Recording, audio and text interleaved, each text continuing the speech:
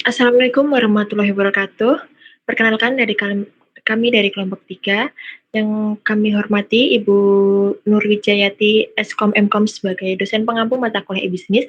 Di sini kami akan presentasikan hasil jawaban-jawaban yang sudah kami diskusikan untuk menjawab soal pertanyaan ujian tengah semester mata kuliah e-bisnis.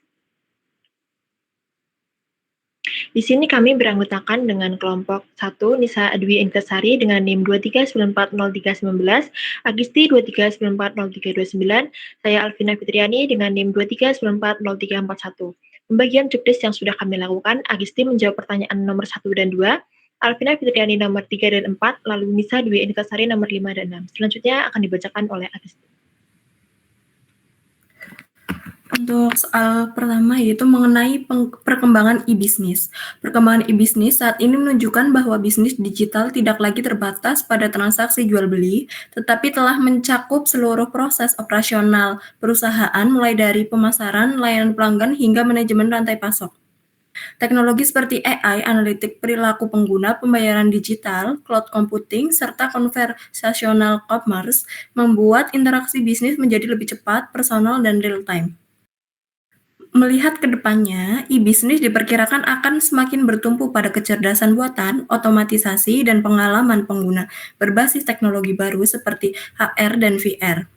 AI akan menggerakkan personalisasi layanan secara lebih mendalam, sementara AR atau VR memungkinkan pelanggan mencoba produk secara virtual sebelum membeli.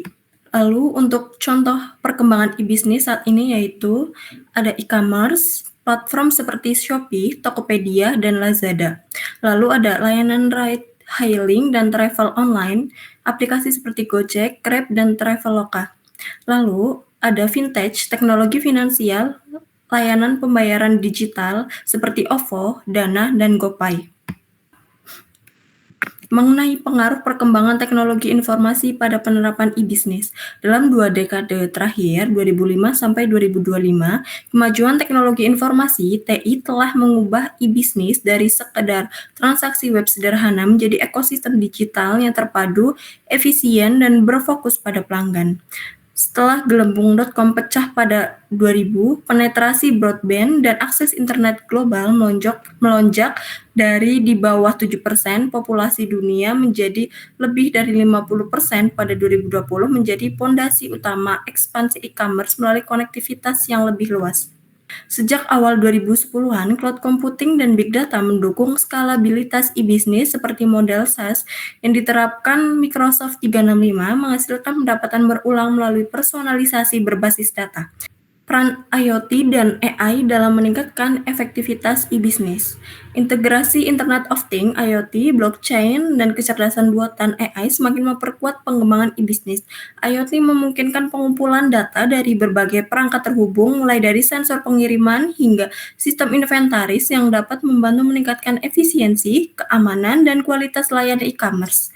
Blockchain berperan dalam memperkuat keamanan transaksi karena setiap data yang tercatat tidak dapat diubah atau dipalsukan, sekaligus membantu mengoptimalkan rantai pasokan dengan menekan biaya dan waktu pemrosesan. Sementara itu, AI berfungsi meningkatkan kecerdasan operasional e-commerce melalui analisis data untuk membaca tren dan perilaku konsumen, mendukung pengambilan keputusan bisnis, serta menciptakan sistem rekomendasi yang memperkaya pengalaman pelanggan dan mendorong penjualan. Selanjutnya akan dibacakan oleh Alvina.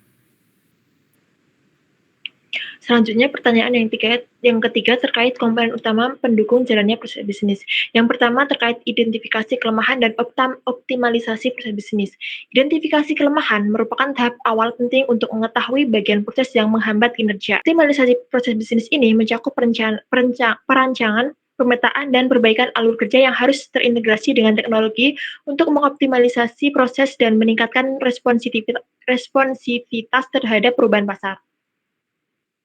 Komponen yang kedua yaitu penggunaan infrastruktur teknologi informasi. Di sini, infrastruktur teknologi informasi adalah fondasi e-bisnis karena seluruh aktivitas digital mulai dari transaksi, integrasi data, hingga otomatisasi bergantung pada teknologi. Yang ketiga, sumber daya manusia yang kompeten. Peran manusia dalam e-bisnis sangat penting karena mereka adalah penggerak utama yang merancang, mengelola, dan mengoperasikan seluruh sistem digital. Tantangan utama dalam implementasi proses bisnis yang pertama terkait resistensi terhadap perubahan. Banyak karyawan yang menolak perubahan dari sistem manual ke digital karena merasa tidak siap, takut salah, atau khawatir pekerjaannya tergantikan oleh otomatisasi. Yang kedua, kekurangan keterampilan digital, kurangnya tenaga kerja yang memiliki literasi digital, kemampuan mengoperasikan software bisnis, menganalisis data, hingga mengelola keamanan cyber menjadi kendala besar. Tiga, biaya implementasi yang tinggi. Transformasi digital memerlukan investasi besar, seperti pengadaan infrastruktur teknologi informasi, pembelian software, migrasi dan pengelolaan data, pelatihan karyawan, biaya perawatan sistem. Yang keempat, keamanan dan privasi data. Meningkatnya serangan cyber membuat perusahaan harus memastikan keamanan data pelanggan. Yang kelima, kurangnya strategi digital yang jelas. Banyak perusahaan memulai digitalisasi tanpa perencanaan matang, tidak adanya roadmap digital membuat proses berjalan tidak terarah, tidak efisien, dan berisiko gagal mencapai tujuan bisnis.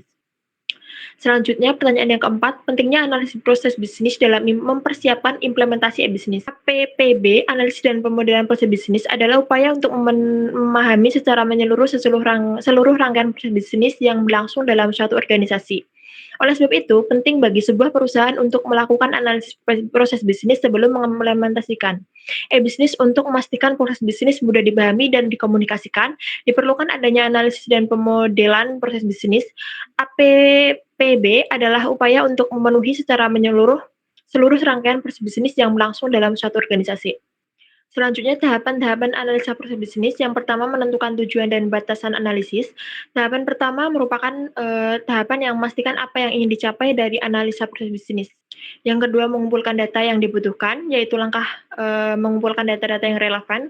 Yang ketiga, memilih metode analisis yang tepat, menggunakan metode analisis SWOT, PESTEL, atau BPM. Keempat, pada tahap ini data yang telah terkumpul dianalisis untuk menemukan pola, tren, masalah, atau peluang. Menyusun rencana tindakan atau action plan. Setelah analisis dilakukan, perusahaan harus menyusun rencana tindakan atau solusi. Yang keenam, ada implementasi dan monitoring. Di tahap terakhir adalah menjalankan rencana tindakan dan memastikan implementasi berjalan sesuai rencana. Selanjutnya akan dibacakan oleh Mbak Nisa. Soal nomor 5, terkait konsep e-procurement dan perannya dalam e-bisnis. Nah, kita perlu memahami e-procurement itu merupakan sistem pengadaan berbasis web yang digunakan untuk menggantikan sebuah proses manual yang lambat dan rawan kesalahan. Lalu, yang kedua itu mencakup seluruh aktivitas mulai dari perencanaan kebutuhan, permintaan penawaran, negosiasi, pembelian, serta pelacakan barang. Nah, otomatisasi ini membuat pengadaan lebih transparan, akurat, serta efisien. Next. Lalu yang kedua, peran dalam e-bisnis sendiri. Nah, e-procurement ini mendorong digitalisasi proses operasional terintegrasi dengan supply chain management atau SCM untuk mempercepat arus informasi dan mengurangi adanya risiko keterlambatan. Dan yang ketiga, memperkuat hubungan kolaboratif dengan pemasok melalui data yang real time. Nah, di sini manfaat strategis e-procurement itu terdapat 5. Yang pertama, transparansi dan keamanan tinggi. Contohnya, RPSI meminimalkan manipulasi tender. Yang kedua, akses informasi publik dan partisipasi masyarakat. Nah, di sini tender dan kontrak dapat dipantau secara berkala oleh publik secara online. Lalu yang ketiga, pengurangan praktik KKN atau korupsi, kolusi, nepotisme. Sistem digital ini menutup celah main mata atau adanya manipulasi karena seluruh proses terdokumentasi. Nah, yang keempat, efisiensi manajerial dan operasional. Pengadaannya lebih cepat, menjadikan jadwal produksi lebih tepat. Contohnya, Astra menyesuaikan produksi berdasarkan data ketersediaan bahan. Yang kelima, peningkatan kualitas sumber daya manusia. Beban administratifnya cenderung berkurang karena fokus pada analisis vendor dan perencanaan. Contohnya seperti di retail bagian Alfamart dan Indomaret. Lanjut. Peran supply chain management atau SCM dalam mendukung operasional e-bisnis. Nah, perannya sendiri yang pertama mengatur alur barang dari perencanaan hingga distribusi agar pesanan online itu tidak terhambat. Lalu yang kedua, menjaga ketersediaan bahan melalui kerja sama pemasok. Yang ketiga, meningkatkan kecepatan dan stabilitas produksi untuk memenuhi adanya permintaan online. Lalu yang keempat, mengintegrasikan antar divisi mulai dari marketing, produksi, akuntansi, serta HR.